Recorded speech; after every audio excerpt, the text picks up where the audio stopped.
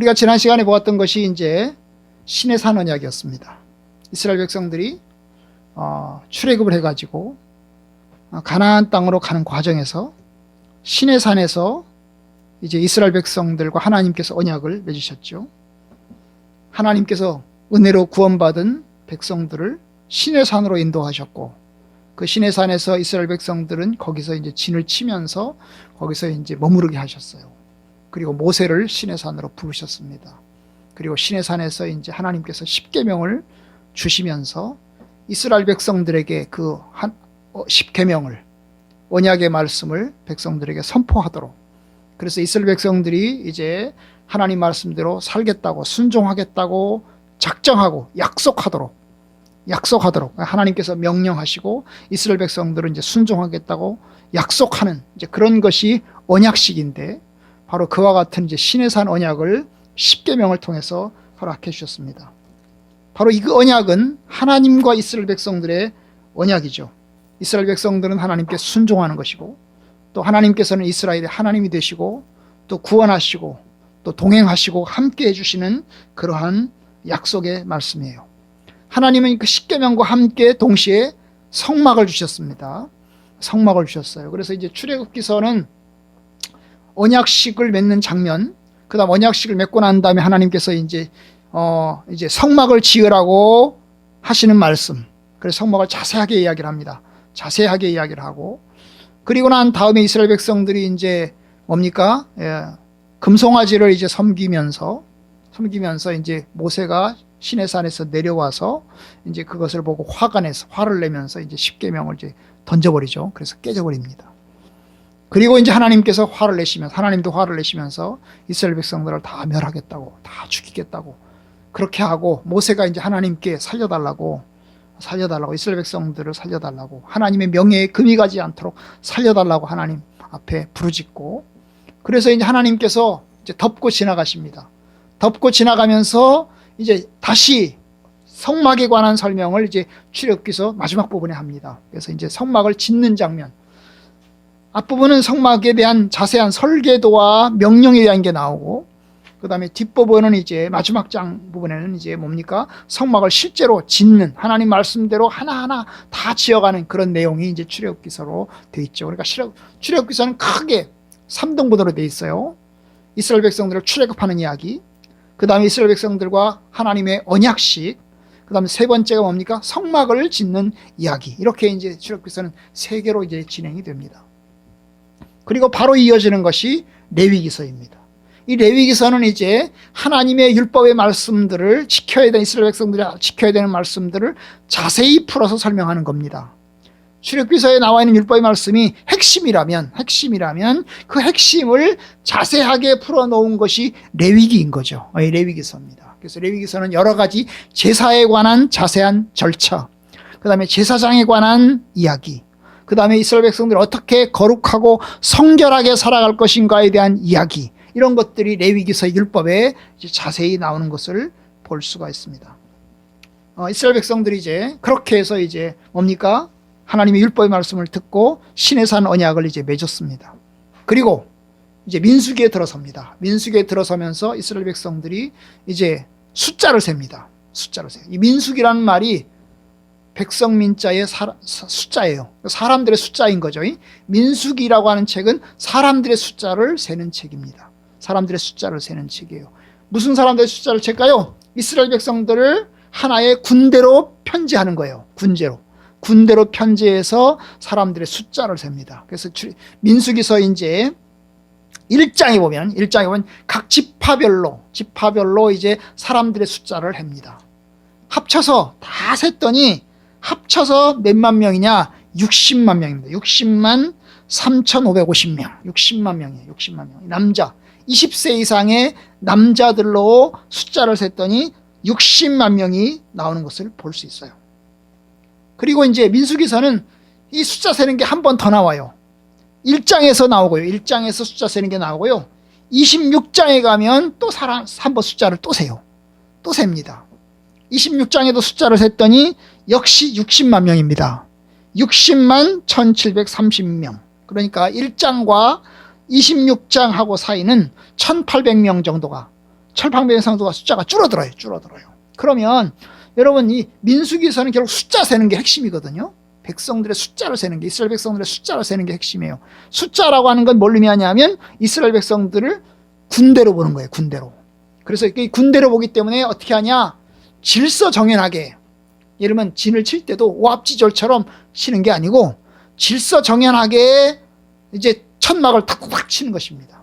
예를 들면 이런 거예요. 중간에 가운데, 가장 가운데 이제 성막을 둡니다. 성막을 두고 동쪽에 세 지파, 그 다음에 남쪽에 세 지파, 서쪽에 세 지파, 북쪽에 세 지파, 이래가지고 12지파를 세 지파씩 이제 천막을 치고 이제 뭡니까? 머무르게 하는 거죠. 마치 군대예요. 딱 조직화된 군대입니다. 군대예요. 멀리서 보면 완전 군대죠. 그리고 이스라엘 백성들이 출발해서 행군할 때도 역시 군대식으로 행군하는 거죠. 여러분 60만 명이 움직이려고 하면 그냥 떼거지로 그냥 움직이는 게 아니에요. 줄지어서 가지고 이게 행군을 해야 되는 거예요. 그래서 이제 맨 앞에 세 지파 서고, 그 다음에 세 지파 서고, 그 다음에 성막이 서고, 그 다음에 세 지파가 서고, 맨 뒤에 세 지파가 서고, 이렇게 가지고 12지파가 이제 가는 겁니다. 그러니까 성막은 가운데 있고 앞에 6개의 지파가 세 지파, 그 다음에 성막, 세 지파 이렇게 되어 있는 거예요. 그렇게 해서 행군하는 거예요. 그리고 일정한 곳에 들어서면 이제 천막을 이제 딱 치는 거죠. 천막을 치는 겁니다. 이 천막 치는 것도 레위인들이요, 레위인은 세 개의 족속이 있는데, 어떤 족속은 이제 뭡니까? 성막에 있는 기물들을 이제 가져가는 족속이 있고요. 예? 이제 고핫 자손, 그다음에 이제 무라리 자손, 게르손 자손 이렇게 돼 있거든요. 그래서 이제 무핫 자손은 이제 성막의 기물들, 성막과 함께 성막의 기물들을 옮겨가는 일을 하고, 그다음에 어떤 자손은 이제 뭐냐, 이 천막, 이게 기둥을 받고 이제 틀을 골조를 세워가지고 거기다가 천막을 치는 거잖아요. 그러니까 이 천막을 옮겨가는 지파가 있고요. 그다음에 이제 골조, 이제 기둥이라든지 이런 골조도 있잖아요. 골조들을 옮겨가는 이제 자손이 있는 거예요. 그렇게 해서 조직적으로 이제 이스라엘 백성들이 움직이고, 그 다음에 이제 멈춰서고 이런 거예요. 그러면 이제 1장하고 26장하고 이제 숫자를 세하는 게 이제 나온다고 그랬잖아요. 그죠? 1장하고 26장. 1장에도 60만 명. 그 다음에 26장에도 60만 명. 이렇게 숫자를 세하는데 1장하고 26장하고 사이가 무슨 차이가냐면 40년의 차이가 있는 거예요. 40년의 차이가. 그래서 이 레위기서, 이 민수기서는 40년의 이야기를 압축시켜 놓은 거예요. 40년의 시간을 압축시켜 놓은 거예요. 여러분, 이스라엘 백성들이 이제 시내산을 출발을 했습니다. 출발해서 이제 가나안 땅을 향해서 행군해서 가기는 시작해요. 처음에 출발은 아주 좋았어요. 질서 정연하게, 그 다음에 절도 있게 하나님의 말씀에 따라서 조직적으로 움직여가기 시작을 한 겁니다. 아주 용감하게 하나님의 축복을 받으면서 그들은 나아가기 시작을 했어요. 그런데 중간에 이제 가데스 바네아라고 하는 이제 이 광야에 도착을 한 거죠. 이 광야가 여러 개의 광야가 있어요. 뭐 신광야도 있고 찐 광야도 있고 가데스 바네아 광야도 있고, 이렇게 광야 이름들이 많은 거예요. 지나가다 보면 지역 이름이 있는 것처럼 그런 광야들이 많은 거예요. 그런데 이제 가데스 바네아 광야에 도착했을 때 모세가 이제 각 지파별로 12명의 정탐꾼을 이제 보내가지고 가나안 땅에 가서 너희들 가서 지도 그려와라. 그리고 거기는 소산물을 가져와라. 그리고 거기 가서 사람들이 어떻게 살고 있는지 보고와라. 이런 거예요. 그래서 12명의 쟁탐꾼이 이제 갑니다. 거기에 이제 여호수아 갈렙도 들어있는데, 그들이 가서 이제 뭡니까? 40일 동안 그들이 가서 이제 정탐을 해가지고 돌아와서 보고를 합니다. 그것이 민수기서 13장이에요.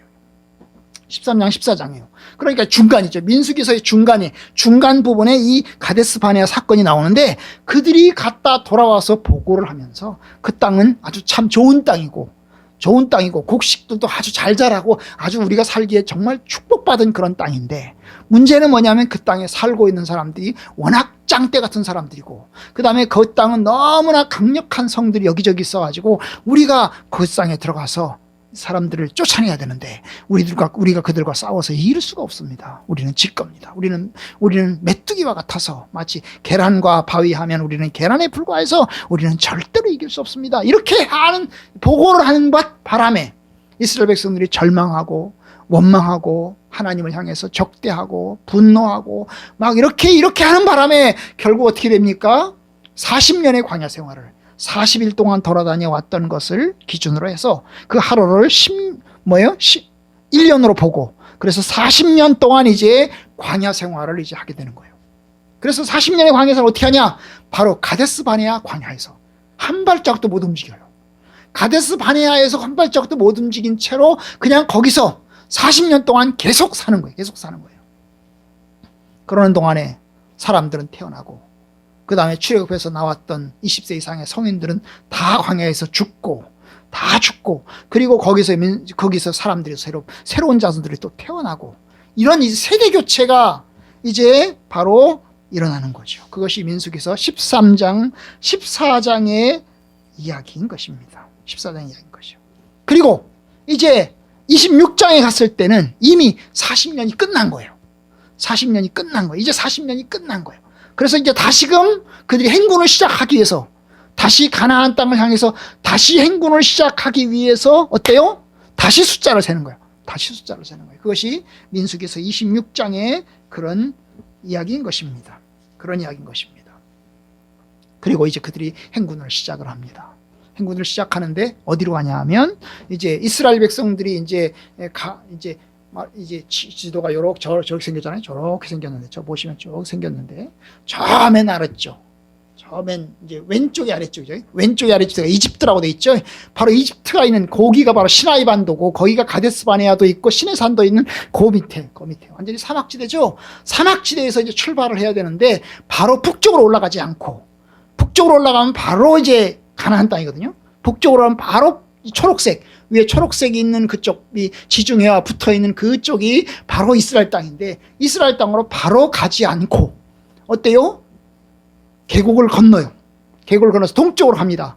동쪽으로 계곡을 건너서 이제 계곡을 건너서 동쪽으로 가서, 이 동쪽 오른쪽이죠. 이 오른쪽 끝에서부터 시작해서 올라가기 시작하는 거예요. 올라가기 시작하는 겁니다. 올라가기 시작하는 거예요. 그럼 어떻게 되죠? 가나안 땅을 가려면 올라가서 다시 서쪽으로 가야 되는 거죠. 예. 그죠? 디귿자로 이제 들어가야 되는 겁니다. 그래서 이제 동쪽으로 가서 동쪽에서부터 시작해서 쭉 올라가기 시작하는 거예요. 쭉 올라가서 바로 이제 저기 보면 이제 사해가 있는데, 그 가운데 있죠. 가운데 홈파진데 사해가 있는데, 그 사해 위쪽에 이제 그들이 도달한 겁니다. 바로 여기가 어디냐? 바로 모압입니다. 거기가 모압이에요. 모압. 오늘 우리가 읽은 이 신명기서 29장은 모압 지역에서 일어난 하나님의 언약입니다. 그래서 이것을 한마디로 말해서 모압 언약이라고 합니다. 모압 땅에서 하나님과 맺은 언약, 하나님께서 이스라엘 백성들과 맺은 언약, 이것이 바로 모압 언약인 겁니다. 그리고 신명기서는 이제 모압에서 일어난 일을 이제 이야기하고 있어요. 신명기서 전체는 어디서? 모압에서 일어난 일을 이야기하고 있는 거예요. 그래서 신명기서는 크게 두 부분으로 이루어져요. 하나는 뭐냐면 지난 40년의 세월들을 회고하는 겁니다. 조상들의 이야기부터죠. 출애굽부터 시작해서 홍해바다를 건너서 그 다음에 시내산에 도착을 해서 십계명을 받고, 이러면서 이제 흘러온 이야기를 과거를 돌아보면서 그것을 이제 회상하는, 후대들한테 과거를 회상하면서 가르치는 그런 이야기가 이제 들어있고요. 그러다 중간에는 이제 어떤 이야기 들었냐면, 그러기 때문에 이제 하나님께서 이제 우리에게 새로운 언약을 베풀어 주셨는데, 우리가 하나님의 말씀대로 살아야 된다. 그래서 이제 이 내용이 뭐냐면 레위기서와 좀 비슷합니다. 레위기서는 이제 출애굽 세대에게 주신 하나님의 율법이라면, 이 신명기서는 뭡니까? 새롭게 편성된, 이제 뭡니까? 가나안으로 들어가야 될 사람들에게 주시는 하나님의 명령을 이제 신명기서에가 담고 있는 거죠. 담고 있는 거예요. 그래서 이제 언약의 말씀을 다시 한번 설명하는 겁니다. 그래서 아시는 대로 이제 십계명도 성경에 두 번 나와죠. 출애굽기서에 한 번 나오고요. 출애굽기서 20장에 한 번 나오고, 20장에 십계명이 한 번 나오고요. 그 다음에 신명기에 와서 5장에 또 십계명이 한 번 나와요. 그래서 십계명이 성경에 보면 두 번 나와요. 한 번은 어디서? 시내산에서 주신 십계명. 한 번은 어디서? 모압 땅에서 주신 십계명, 모압 땅에서 주신 십계명이 나오는 거죠. 이 모압 땅에서 주신 십계명과 신의 산에서 받은 십계명의 내용은 골자는 똑같아요. 약간 다른데, 약간 다른 부분이 있는데 골자는 똑같아요. 골자는 똑같습니다. 그래서 이제 십계명을 이제 한 번은 신의 산에서 한 번 주고, 그 다음에 모압 땅에서 한 번 주는데, 듣는 사람들은, 출애굽 세대는 신의 산에서 받고, 그 다음에 광야에서 태어난 세대는 이제 뭡니까? 신명기 5장에서 다시 한번 새롭게 십계명을 이제 듣게 되는 거죠. 내용은 같아요. 십계명의 말씀을 지켜야 된다는 것, 언약의 말씀을 지켜야 된다는 것, 그리고 언약의 말씀을 지키면 생명이 있고 축복이 있다는 것, 그리고 반대로 어기면 하나님의 심판이 있다는 것. 이것이 이제 바로 이 계명의 말씀의 골조인 것입니다. 골조인 거예요. 그래서 이제 하나님께서 너희들의 율법을 지켜야 된다. 하나님의 언약의 말씀을 지켜야 된다. 이런 이야기를 지금 하고 있는 겁니다. 그래서 이제 29장에 보면, 우리가 오늘 읽은 29장에 보면 바로 이제 언약에 대한 이야기를 지금 하고 있는 거죠. 하고 있는 겁니다. 자, 보시면 호렙에서 이스라엘 자손과 세우신 언약 외에, 이 호렙이라는 게 신의 산을 이야기하는 거예요. 신의 산에서 이스라엘 자손들과 세우신 언약 외에 여호와께서 모세에게 명하여 모압 땅에서 그들과 세우신 언약의 말씀이 이러하니라. 그래서 이제 이것이 앞에서 28장까지 나온 이야기들이, 이게 지금 이러하니라라는 이 말은 뭐냐면 바로 뒤에 나오는 얘기가 아니고 바로 앞에서 나오는 쭉 이야기들이 전부 다 모압 땅에서 하나님께서 주신 언약의 말씀이라는 거예요. 언약의 말씀이라는 거죠. 특별히 신명기서 28장 바로 위에 나오는 28장은 뭐예요? 순종하면 복 주시고, 들어가도 복을 받고 나가도 복을 받고, 불순종하면 심판을 받고 저주를 받고 멸망할 것이다. 이런 이야기가 이제 쭉 나오는 겁니다. 이것이 28장 한 장 전체예요. 이게 이제 언약의 말씀을 지키면 축복이고, 언약의 말씀을 어기면 뭐라고요? 저주가 있고, 또한 심판이 있다. 이것을 이제 보여주는 겁니다. 결국 이스라엘 백성들은 선택지가 있는 거죠. 언약의 말씀을 받을 때 선택지가 있는 거예요. 내가 순종할 것이냐, 불순종할 것이냐.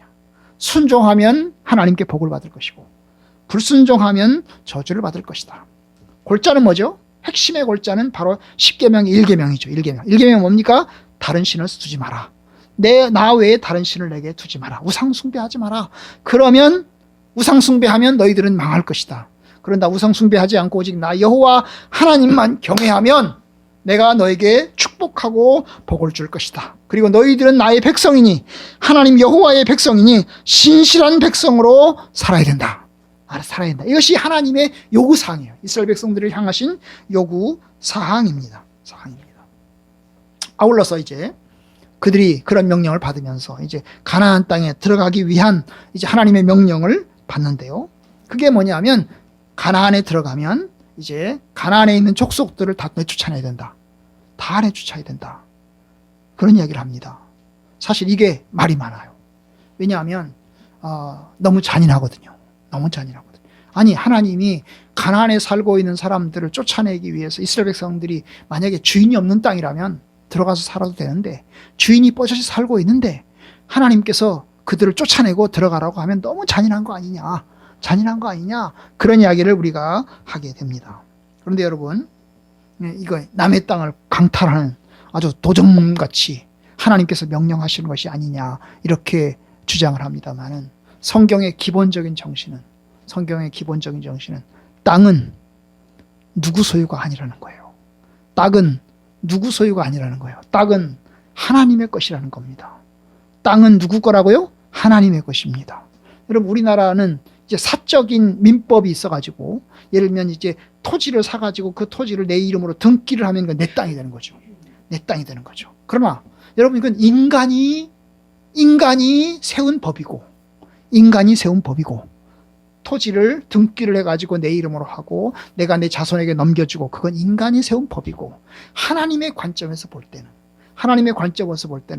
저거는 네 땅이다, 이게 아니라는 거예요. 저 땅은 모두 다 누구 거다? 내 거라는 거예요. 하나님 거라는 겁니다. 그리고 살게 하시는 것은, 너희들이 살게 하는 것은 선물로 나의 선물로 너에게 주는 것이지 영구히 너의 것이 아니라는 거예요. 이것이 성경에서 계속 이야기하는 겁니다. 땅은 여호와께 속하였거니와 땅은 사고 팔지 말아라. 땅은 사고 팔지 말아라. 이게 이제 성경에서 말하는 것입니다. 여러분, 그런데 하나님께서는 가나안 땅의 사람들을 쫓아내는데 왜 쫓아내느냐? 그 땅이 원래 내 땅인데 내가 가나안 족속들에 살게 해줬다는 거죠.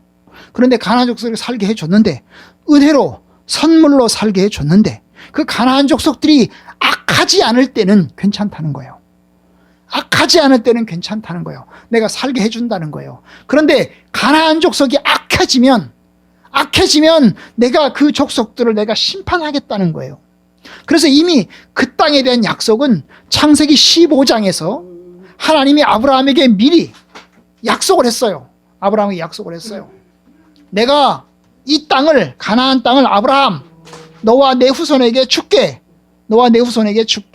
그런데 지금은 그들이 가나안 땅에 살 거야. 가나안 족속이 살 거야. 앞으로 내가 너에게 줄 텐데, 지금은 그들이 악해지게 되면 내가 그들을 징벌할 거야.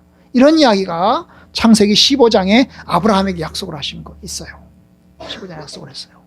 바로 모세가 이스라엘 백성들을 인도해서 가나안 땅으로 들어갈 때쯤이면은 가나안 땅의 족속들은 굉장히 악해져 있는 것입니다. 결국 하나님의 심판에 따라서 어떻게 합니까?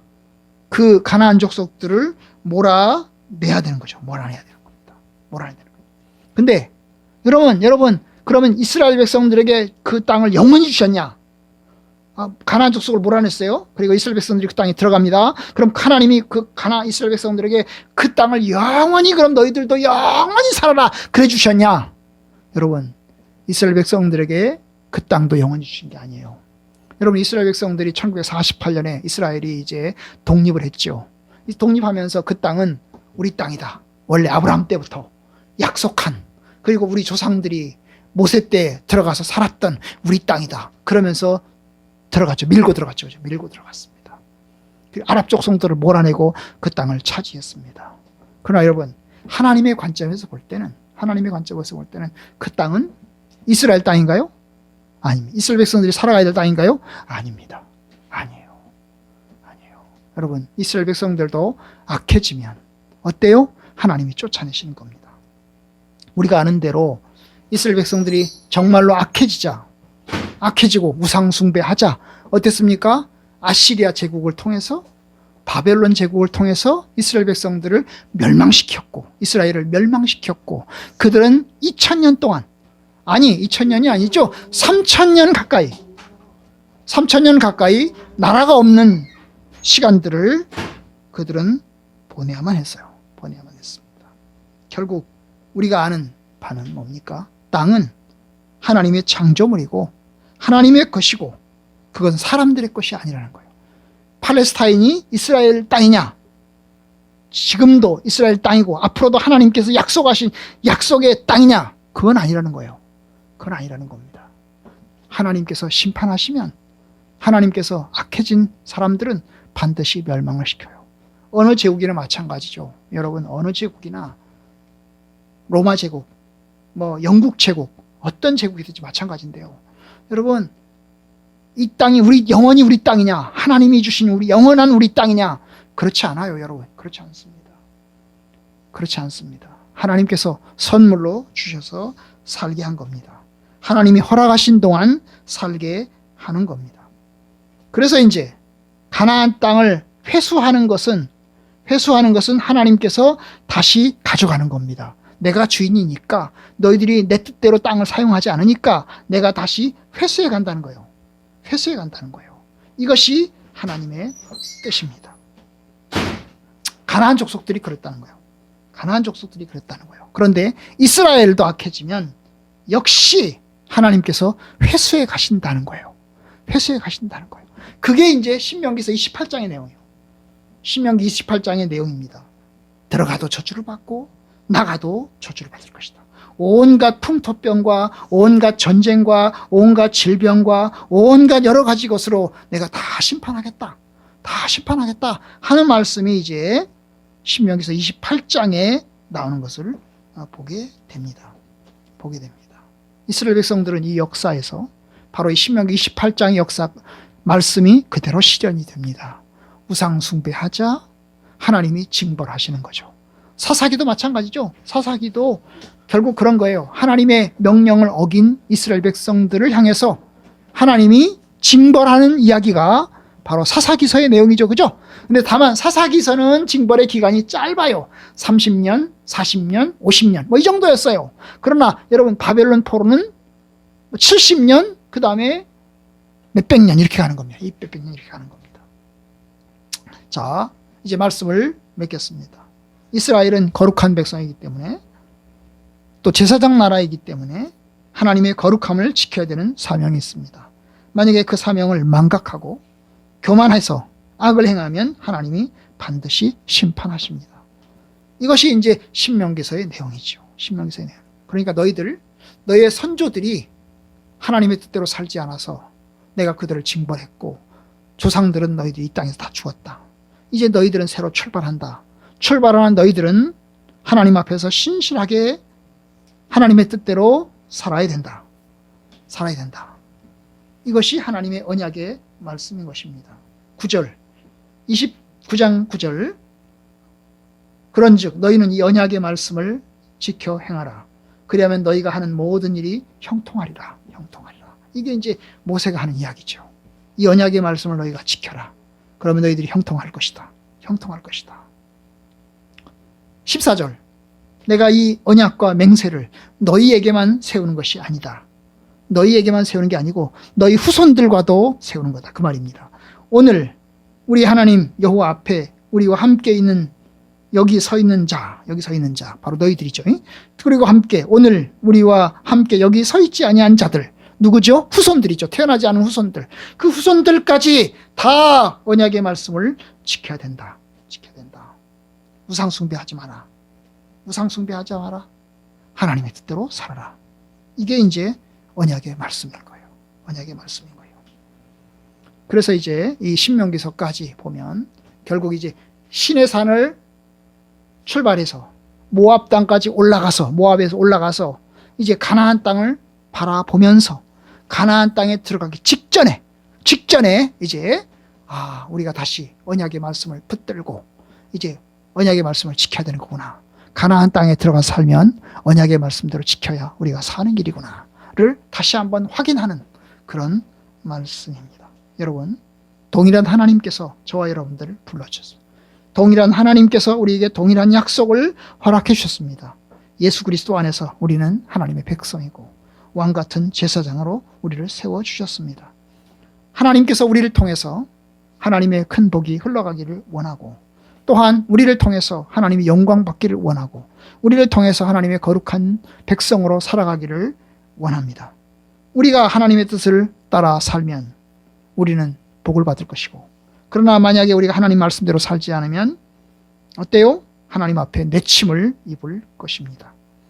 그래서 이제 로마서에서 경고하는 거예요. 로마서 11장에 보면 이제 감람나무 얘기를 하면서 감람나무를 잘라버리고 참 감람나무가 있는데 이 참 감람나무를 잘라버리고 돌 감람나무를 가져다가 붙였다. 이 참 감람나무는 이스라엘을 말하고 돌 감람나무는 이방인을 말합니다. 이 참 감람나무를 자르고 돌 감람나무를 갖다가 거기다가 붙였다. 그래서 너희들이 돌 감람나무로서 지금 살아가고 있다. 근데 만약에 너희들도 하나님 앞에 거룩하지 않으면 돌 감람나무인 너희들도 잘라버릴 거다. 참 감람나무를 자르는 게 쉽겠냐? 돌 감람나무를 자르는 게 쉽겠냐? 돌 감람나무를 자르는 게 훨씬 쉽다. 그 얘기를 하는 거죠. 그러면서 이제 하나님의 거룩한 백성, 신실한 백성으로 살아라. 그래서 이제 말하기를 그렇지 않으면 너도 찍히는 바가 될 것이다. 여러분, 그렇습니다. 이스라엘 백성들의 경고를 보면서 이스라엘 백성들의 그 삶을 보면서 이스라엘의 역사를 보면서 우리는 하나님의 사명과 하나님의 뜻에 신실하게 살아야 합니다. 하나님이 축복하실 것입니다. 하나님께서 은혜를 주실 것입니다. 하나님의 나라 우리에게 허락해 주셨습니다. 그러니 저와 여러분들이 신실하게 그리스도를 붙들고 끝까지 포기하지 않고 나가는 삶이 되어야 이 신명기서의 복이, 신명기서의 복이 우리의 복이 될 것입니다. 부디 복이 합당한 사람들, 이 복이 우리에게 현실화될 수 있도록 주의 은혜가 저와 여러분들 가운데 함께하기를 주의 이름으로 축복합니다.